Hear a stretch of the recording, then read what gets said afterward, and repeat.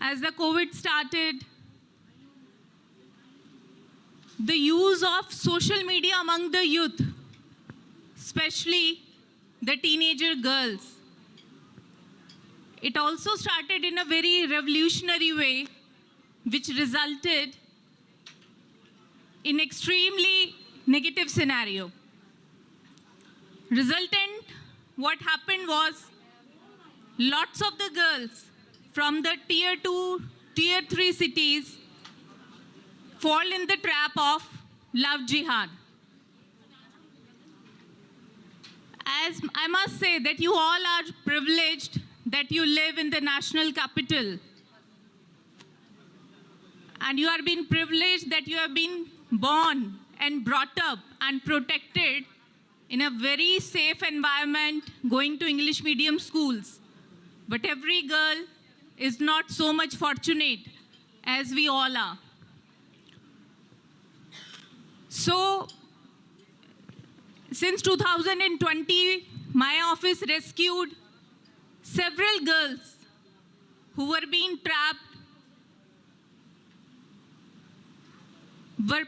were victim of the human trafficking through these social networking sites. Before coming here, today itself, we had a very small session regarding this, whose details Ms. Gitika can provide you if you like to. So now coming back to the point, coming back to the topic, we as a woman, we are tied with the relationships. And nowadays, with the high-end technology, our problems are also becoming high-end. The root cause somehow is the very highest level of expectations. Or I can say that our biggest problem is that we are thriving for validation from everyone around us. Lots of women comes to me, whether they want to file the divorce cases, whether they are the victim of the domestic violence. Whenever I just listen to their story, I found that they all are educated, highly educated, very fluent in English. They understand everything. But there is one point. The root cause which I found is that they are questioning their existence. Like my existence, what is being the seed which is being sown in the mind of our girls when they are at their parents' house before their marriage. तुम्हें तो दूसरे घर जाना है, वहाँ adjust करना होगा. You just put her existence into the bracket itself. We teach them how to study. We make our girls well efficient, how to earn, how much to earn a decent life. But we fail to teach them that how we have to keep ourselves head, how we need to keep ourselves high, that our existence is not depending on the mood of your mother-in-law. I'm so sorry if any of the mother-in-law will have objections to this. My existence is not extremely dependent on the validity of my husband. Most of the women came and they said that, look, my husband is not paying attention to me. My mother-in-law is not taking care of me.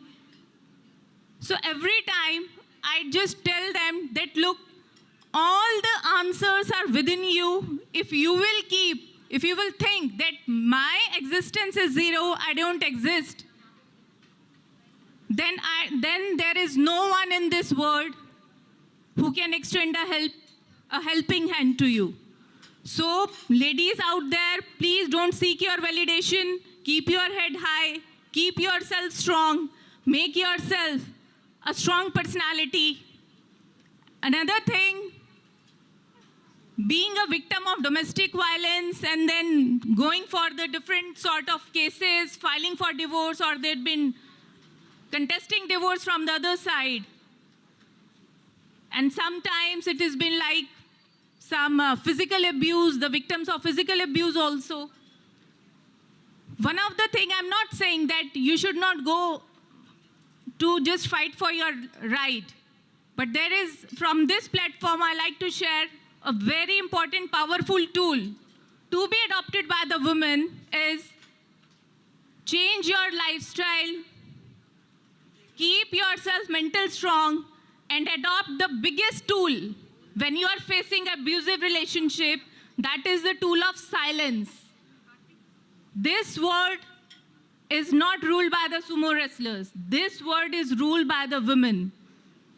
Before me, one of the doctor, the orator over here, she was discussing about the mental health. I truly appreciate what she said. So the point is about when we think about the validation, we keep ourselves aside. Whenever we enter a room, we say, I'm sorry, can I say something? So what do you mean to say? You are questioning your existence, that I don't exist. And when I'm just connecting it with the silence, look, if you will argue with anyone, especially with your mother-in-law, your husband down there, I'm sure everyone will agree to it. Even though you make a loud argument, a 30-minute, 1 hour argument, they'll not agree to you. Did any of you had an experience that after your argument, did any of the in-laws or the relatives agreed to it?